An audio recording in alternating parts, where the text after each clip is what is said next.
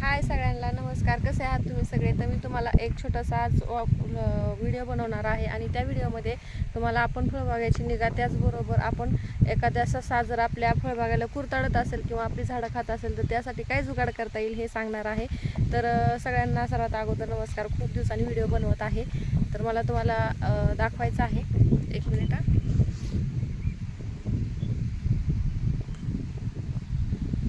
तर हे बघा, हे पूर्ण जे दिसतंय तर हे आपण कसं म्हणजे नियोजन केलेलं आहे मी तुम्हाला दाखवते.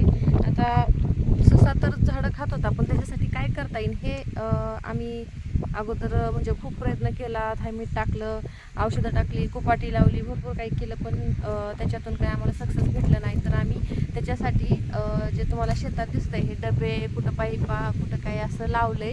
आणि हे जे झाड आहे हे छोटंसं झाड आहे आणि ह्या झाडाला ते ससा खुरतडत होता. तर त्याच्यासाठी आम्ही हे जे पाईपचा तुकडा आहे, हा पाईपचा तुकडा एका काटकीच्या साहाय्याने लावलेला आहे.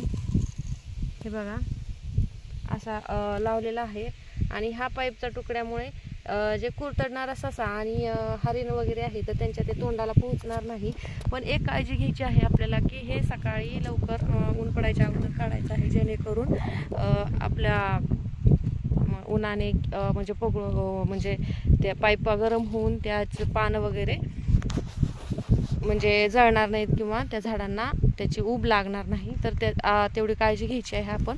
आणि हा जुगाड तुम्हाला कसा वाटला कमेंटमध्ये नक्की सांगा. हे बघा, सगळ्या जेवढी झाडं लावलेली आहेत मी, बोराची बाग, त्या बोरीच्या सगळ्या पूर्ण एक ना एक झाडाला आम्ही पाईपा, कुठं बादल्या, कुठं डबे वगैरे लावलेले आहेत, जेणेकरून त्याचा संरक्षण होईल सशापासून. कारण संध्याकाळी ससा येतो आणि ते कुरतडते झाड, तर त्याच्यासाठी आम्ही हा जुगाड केलेला आहे. तर तुम्हाला कसा वाटला हा जुगाड कमेंटमध्ये नक्की सांगा.